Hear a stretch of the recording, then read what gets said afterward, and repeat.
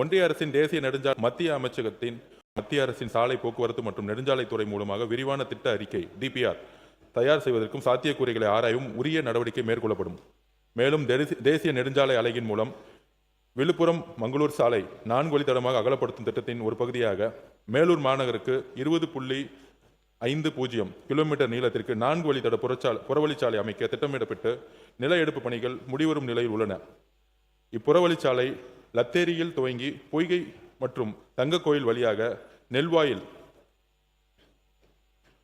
முடிவடைகிறது. தற்போது ரூபாய் 1042 கோடி மதிப்பிலான நில எடுப்பு பணிகள் உள்பட இத்திட்டத்திற்கான ஒப்புதல் மத்திய அமைச்சகத்தின் பரிசீலனையில் உள்ளது. இத்திட்டங்கள் செயலாக்கப்படும் நிகழ்வில் தற்போதுள்ள போக்குவரத்து நெரிசல் பெரிதளவும் குறையும்.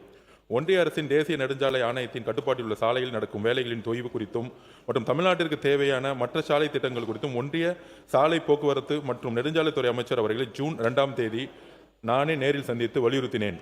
மாநில அரசு ஒத்துழைப்பு அளிக்கும் பட்சத்தில் பல திட்டங்கள் நிறைவேற்ற ஒன்றிய அரசு தயாராக இருப்பதாகவும் முந்தைய ஆட்சியில் உள்ள இடர்பாடுகளை நீக்கினால் வரும் காலங்களில் சுமார் 2 லட்சம் கோடிக்கான திட்டங்களுக்கு வரும் 5 ஆண்டுகளில் அனுமதி அளிப்பதற்கு ஒன்றிய அரசு தயாராக உள்ளதாக கூறி உறுதியளித்தார்.